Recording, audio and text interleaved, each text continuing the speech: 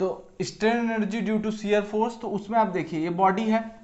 अब देखिए आपको शियर फोर्स तो पता होगा, मैंने एक लेक्चर में सिर्फ आपको यही बताया कि शियर फोर्स होता क्या है, बहुत कंफ्यूजन रहता है, सिर्फ डेफिनेशन से आपको कुछ समझ में नहीं आने वाला।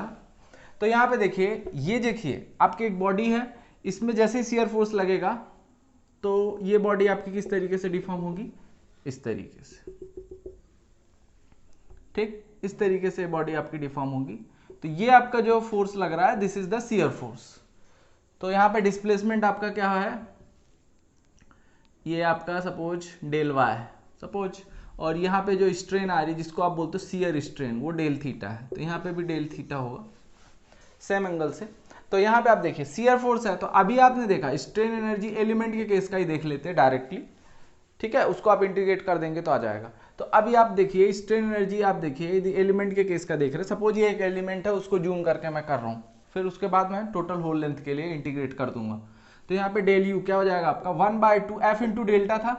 अब डेल्टा देखिए एक्चुअल में आप ध्यान दीजिए, जब तक आपको वर्क डन एक्चुअल में समझ में नहीं आएगा तो यहाँ पे स्ट्रेन एनर्जी निकालने में आपको दिक्कत जाएगी। तो वर्क डन क्या है, फोर्स के ही डायरेक्शन में डिस्प्लेसमेंट जो हो रहा था पिछले केस में, यही था ना वर्क डन। अब ये जो डिस्प्लेसमेंट था ये फोर्स की ही डायरेक्शन में था, ये देखिए था कि नहीं था, लेकिन यहां पे फोर्स की डायरेक्शन ये है, मतलब फोर्स जो लग रहा है तो उसकी वजह से जो डिस्प्लेसमेंट हो रहा है वो ये हो रहा है, इसलिए यहां पे जो F के साथ आएगा वो डेल वाई आएगा, ये चीज आप ध्यान रखेंगे। तो अब यहां पे आप देखिए 1/2 F इंटू, अब डेल वाई क्या होता है यहां से आप निकाल सकते हैं इजिली, एंगल बराबर क्या होता है आर्क अपॉन रेडियस, इसको ले लीजिए आप डेल एक्स, तो ये आ जाएगा आपका डेल एक्स। तो डेल वाई क्या हो जाएगा डेल एक्स डेल थीटा, तो यहां से डेल वाई आप रख दीजिए, डेल एक्स डेल थीटा, तो यहां से आपका क्या जाएगा 1/2 F del theta del X, ऐसा लिख सकते हैं इसको। आपको पता है shear stress upon shear strain, ये शियर स्ट्रेन है, ठीक है। शियर स्ट्रेन क्या होता है, अब हर चीज थोड़ा सा डिटेल में समझाने में बहुत लंबा लेक्चर हो जाएगा, अभी आपको पता होगा। तो shear stress upon shear strain is equal to modulus of rigidity. अब आप यहां से delta theta is equal to tau by G लिख सकते हैं। अब शियर स्ट्रेस क्या होता है force upon area, shear force upon area, क्योंकि ये फोर्स जो है शियर फोर्स है, फोर्स शियर फोर्स थोड़ा अलग है, आपको समझना पड़ेगा। तो यहां से F बाय ए, ठीक है। एक वीडियो में मैंने शियर फोर्स समझाया, हालांकि उसमें वॉइस अच्छी नहीं है, फिर भी बहुत ही डीप में समझाया मैं। तो यहाँ पे आप देखिए फोर्स डिवाइडेड बाय एरिया, ठीक है। तो ये आपका आ गया शियर स्ट्रेस, और ये जी यहाँ से पहले रहेगा, तो डेल्टा थीटा जो है वो क्या है F अपॉन ए जी, तो यहाँ पर रख दो आप डेल्टा थीटा की वैल्यू 1/2 F अपॉन ए जी इंटू डेल्टा एक्स, तो यहां से आ जाएगा F square 2AG delta x. ये किसके बराबर है, ये डेल यू के बराबर है, ये आपका डेल यू ही है, वर्क डन ही है ये, ठीक है, एलिमेंटल वर्क डन, वही आपका एलिमेंटल स्ट्रेन एनर्जी हो जाएगा। अब आप इसको होल बॉडी के लिए इंटीग्रेट कर दीजिए, तो आपका क्या जाएगा u is equal to F square, del X को आप dx भी लिख सकते, यदि मैं डेल एक्स की जगह dx ले लेता तो ये dx होता 2AG, ऐसा फॉर्मूला आपने देखा होगा। This is the strain energy stored in body due to the shear force.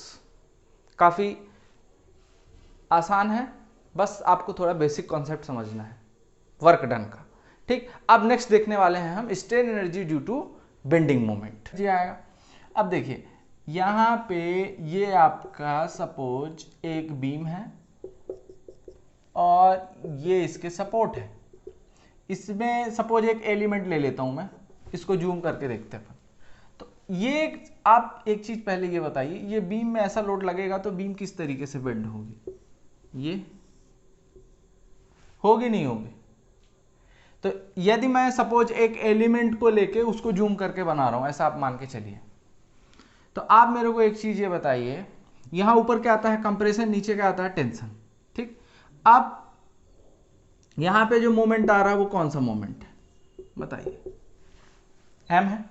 तो अब इस केस में बीम किस तरीके से बेंड होती है, बेंडिंग इक्वेशन जो आप डिराइव करते हैं उसमें क्या मानते हैं, ये एक सर्कल का एक पार्ट है, आर्क है। तो यदि मैं, ये एक सर्कल है, उसका यदि ये आर्क है, तो उस केस में उसका एक रेडियस होगा, होगा नहीं होगा, बताइए आप। तो रेडियस जब होगा तो उसको मैं इस तरीके से बना दे रहा हूं, ये इसका रेडियस है और ये एंगल सपोज डी थीटा है। मैं एलिमेंट के केस का आपको डिस्कस कर रहा हूं, ये डी थीटा है और ये आपका सपोज डेल्टा एक्स है। ये डिस्टेंस और ये डिस्टेंस एलिमेंट के केस में सेम होगी, ज़्यादा अंतर नहीं होगा। तो आप मेरे को एक चीज़ ये बताइए, स्ट्रेन एनर्जी क्या है एलिमेंट के केस में, 1/2। अब यहां पे क्या लग रहा है, मोमेंट लग रहा, मोमेंट जिसको आप बेंडिंग मोमेंट बोल रहे हो यहां पे वही होगा ना। तो m, और इस m की वजह से अब डिस्प्लेसमेंट नहीं, क्या आ रहा है आपका, डी थीटा आ रहा है, रोटेशन आ रहा है। डिस्प्लेसमेंट अब क्या बन गया है, रोटेशन। ठीक है, फोर्स लगाते हो तो डिस्प्लेसमेंट आता है, मोमेंट लगाते हो तो रोटेशन आएगा।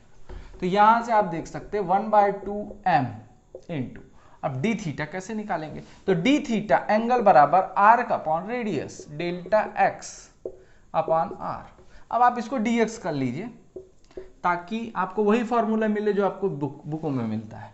तो यहां से आप देखिए डी थीटा क्या आ गया आपका, dx अपॉन आर।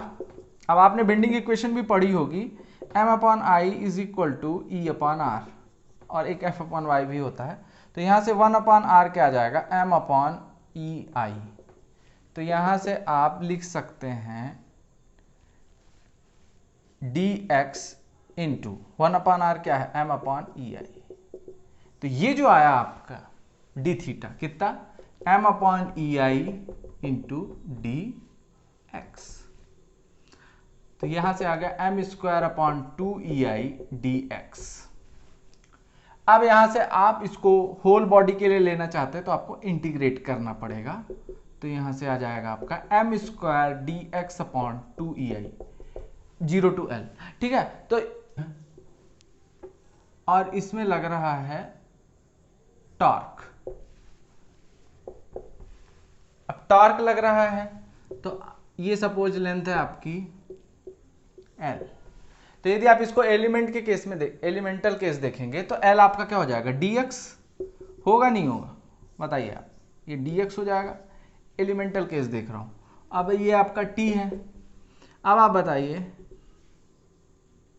ये कितना होगा, सपोज टॉर्क लगता है तो जो रोटेशन होता है वो थीटा हो जाता है। तो अब यहां पे मैं ले लेता हूं डी थीटा। ठीक है, एलिमेंटल का केस। तो आप बताइए एलिमेंटल के केस में स्ट्रेन एनर्जी क्या है, 1/2। यहां पे अब क्या लग रहा है, मोमेंट भी नहीं लग रहा, अब यहां पे टॉर्क लग रहा है। ठीक है, तो t इंटू थीटा। अब थीटा यहां पे क्या है, एलिमेंटल के केस में डी थीटा। तो 1/2 इंटू टी। अब देखिए डी थीटा क्या होगा, तो एंगल बराबर, अब देखिए यहां पे एक चीज ध्यान रखिए आप, एक आपने फॉर्मूला पढ़ा होगा t upon I P is equal to G theta upon L, पढ़ा था फॉर्मूला। तो अब यहां पे थीटा क्या है आपका, डी थीटा, और एल आपका क्या है, डी एक्स। तो डी थीटा आपका क्या हो जाएगा, T D X divided by G I P. तो यहां पे आप रख दीजिए T D X divided by G I P. तो यहां से आ जाएगा आपका T square D X upon 2GIP।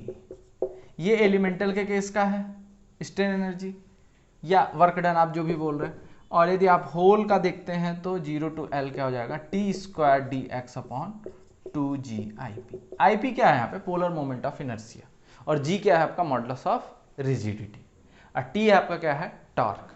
तो इस तरीके से आप ये फॉर्मूला भी देख सकते हैं। तो यदि आप ये बेसिक कॉन्सेप्ट सीख गए हैं तो आप इजीली निकाल सकते हैं। अब आपको कोई भी केस आ जाएगा आप कर सकते हैं। यदि आपको कोई डाउट है तो मैं आपको नेक्स्ट वीडियो में कुछ क्वेश्चन डिस्कस करूंगा इस पे बेस्ड, तो आपको